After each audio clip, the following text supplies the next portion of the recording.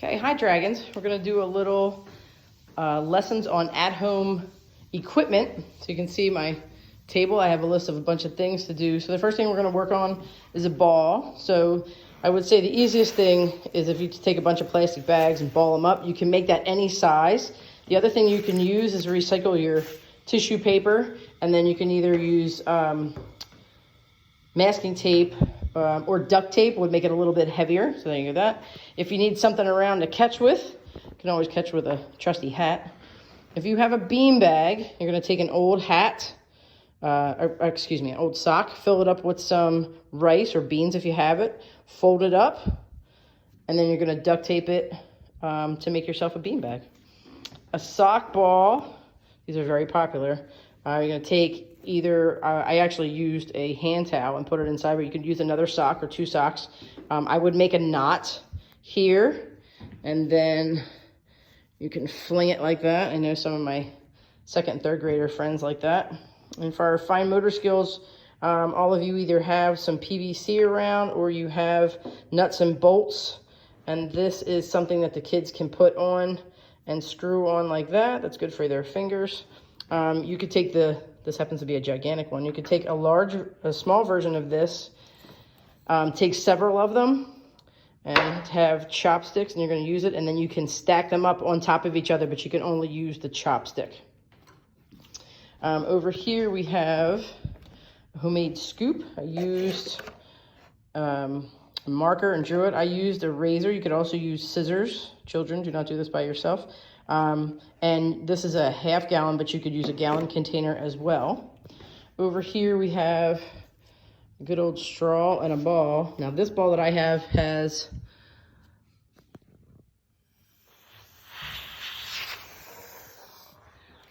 holes in it, but if you have ping pong balls, you can have some fun with that. Then we have some homemade rackets.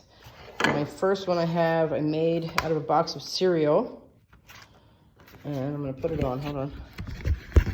As you can see at the bottom, I taped it. I can put my hand inside, my thumb on the outside. I taped the top, curved it up. And you can use a racket this way. Or take your trusty spatula or any kind of wooden spoon or whatever. You can use this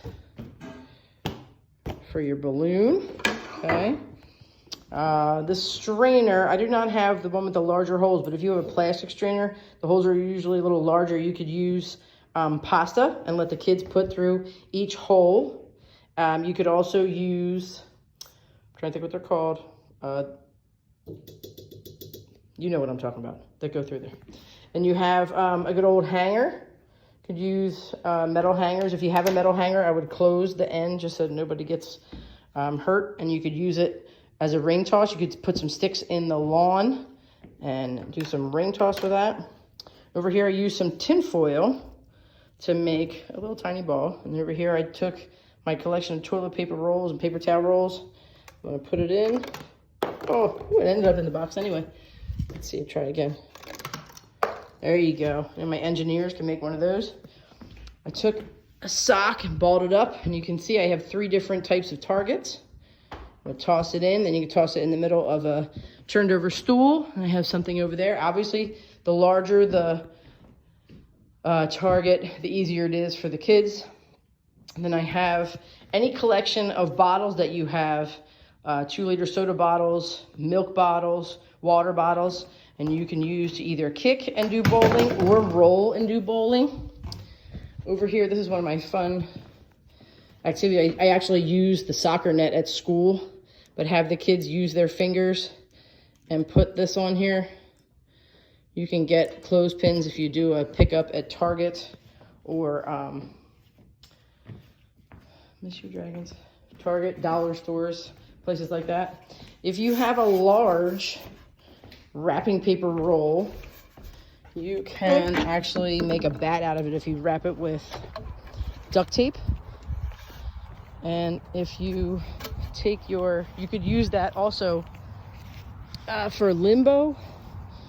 And if you take a noodle with a dowel or some kind of garden stick, put the noodle on the dowel like that, that can be your batting tee. Over here, I took some dowels and wrap my noodles around them this way. So you can make them tall enough so you can crawl under. You can make them low so that you can kick a ball through. You can make some kind of an obstacle course.